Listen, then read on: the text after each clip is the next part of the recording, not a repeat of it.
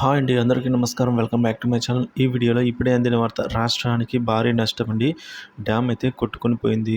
So పూర్తి వివరాలను ఈ వీడియో ద్వారా తెలుసుకుందాము. వీడియోని ఎక్కడైనా స్కిప్ చేయకుండా ఎండ్ వరకు చూడండి, అప్పుడు పూర్తి ఇన్ఫర్మేషన్ అర్థమవుతుంది. అలాగే వీడియోకి ఒక లైక్ చేయండి ఫ్రెండ్స్. ఇక విషయానికి వచ్చినట్లయితే 69 ఏళ్ల తుంగభద్ర డ్యామ్ చరిత్రలో ఫస్ట్ టైం ప్రమాదం జరిగింది. వరద ఉధృతికి 19వ గేటు కొట్టుకొని పోయింది. కొద్ది రోజులుగా ఇన్ఫో ఇన్ఫ్లో ఇన్ఫ్లో అనేది పెరగడంతో క్రస్ట్ గేట్లనైతే ఎత్తారు అధికారులు. అయితే రాత్రి 11 గంటల సమయానికి 19వ గేటు కొట్టుకుపోయినట్టు గుర్తించారు.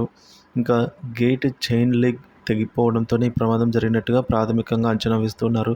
అయితే ప్రస్తుతం డ్యామ్ నుంచి 1,00,000 క్యూసెక్ల నీటిని దిగువకు విడుదల చేస్తున్నారు.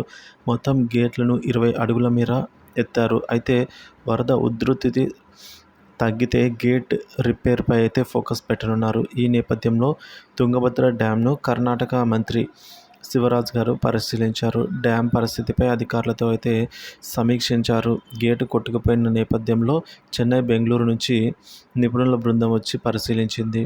తుంగభద్ర డ్యామ్ను పరిశీలించి పరిస్థితిపై ప్రభుత్వానికైతే నిపుణుల బృందం నివేదిక అందించనుంది. ఆల్రెడీ ఇరిగేషన్ అధికారులు తుంగభద్ర డ్యామ్ను పరిశీలించారు. అసలు గేట్ ఎలా కొట్టుకుపోయిందనే కారణాలు పరిశీలిస్తూ ఉన్నారు.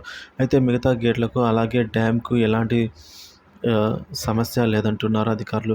డ్యాంలో నీటి మట్టం అనేది 20 అడుగుల తగ్గితేనే 19వ గేట్ రిపేర్ సాధ్యం అంటున్నారు ఇరిగేషన్ అధికారులు. ప్రస్తుతం డ్యామ్ నుంచి వాటర్ లీకేజ్ కంటిన్యూ అవుతుంది. నీటి మట్టం తగ్గిన తర్వాత రిపేర్లు చేపట్టనున్నారు చెన్నై, బెంగళూరు నిపుణుల బృందాలు.